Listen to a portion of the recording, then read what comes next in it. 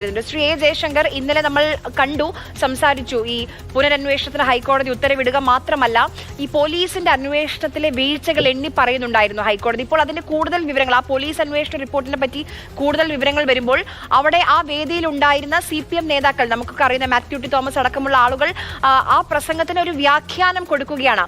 അതായത് നമ്മുടെ നാട്ടിൽ അധസ്ഥിതരായുള്ള വിഭാഗങ്ങളുടെ ഉന്നമനത്തിന് വേണ്ടി അവർ നേരിടുന്ന വിവേചനത്തെ കുറിച്ചൊക്കെയാണ് ആ പ്രസംഗം എന്നാണ് ഈ നേതാക്കളുടെയൊക്കെ, പണ്ട് MLA ഒക്കെ ആയിരുന്ന നേതാക്കളുടെ വ്യാഖ്യാനം.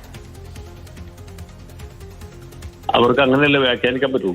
സ്വാഭാവികമായിട്ടും ഇദ്ദേഹം ഭരണഘടനയെ അവഹേളിക്കാൻ ശ്രമിച്ചുവെന്നോ അല്ലെങ്കിൽ ഭരണഘടനാ മൂല്യങ്ങളെ ചവിട്ടിമരിക്കാൻ താല്പര്യപ്പെട്ടു എന്നോ പറയാൻ പറ്റുകയില്ല. അപ്പോൾ ഇദ്ദേഹം ഭരണഘടന വ്യാഖ്യാനിക്കാൻ ശ്രമിച്ച ആളാണ്.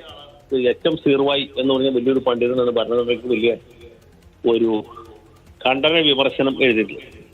സജി ചെറിയാൻ സീർവായി ഒന്നുമല്ലല്ലോ, അദ്ദേഹം ഒരു സാധാരണ രാഷ്ട്രീയ പ്രവർത്തകനാണ്.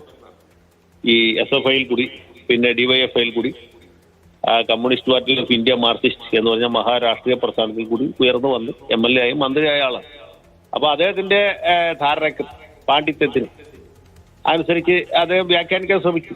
അത്ര സംഭവിച്ചിട്ടുണ്ട്. പിന്നെ അത് കേൾക്കുന്നവർക്ക് മനസ്സിലാകാൻ വേണ്ടി കുന്തം കുടച്ചക്രം എന്നൊക്കെ പറഞ്ഞു എന്നായിരിക്കും ഇവരുടെ വ്യാഖ്യാനം. പക്ഷേ കേൾക്കുന്നവർക്ക് അങ്ങനെയല്ല തോന്നുന്നത്. അതല്ലേ കുഴപ്പം.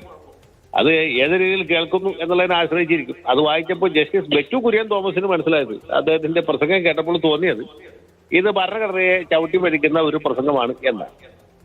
അത് ഓരോരുത്തരുടെ ഒരു വ്യാഖ്യാനത്തിന്റെ അല്ലെങ്കിൽ വീക്ഷണത്തിന്റെ വ്യത്യാസം അനുസരിച്ചിരിക്കും. പിന്നെ മാർക്സിസ്റ്റ് പാർട്ടി അവരെ സംബന്ധിച്ചിടത്തോളം ഇന്ത്യൻ ഭരണഘടനയല്ല, പാർട്ടി ഭരണഘടനയാണ് പ്രധാനം. പാർട്ടി ഭരണഘടനയുടെ അടിസ്ഥാനം തന്നെ സായുധ വിപ്ലവത്തിൽ കൂടി ഇന്ത്യ മോചിപ്പിക്കണം എന്നുള്ളതാണ്. എന്ത് ഭരണഘടനയെ അവർ ശരിക്കും അംഗീകരിച്ചിട്ടില്ല.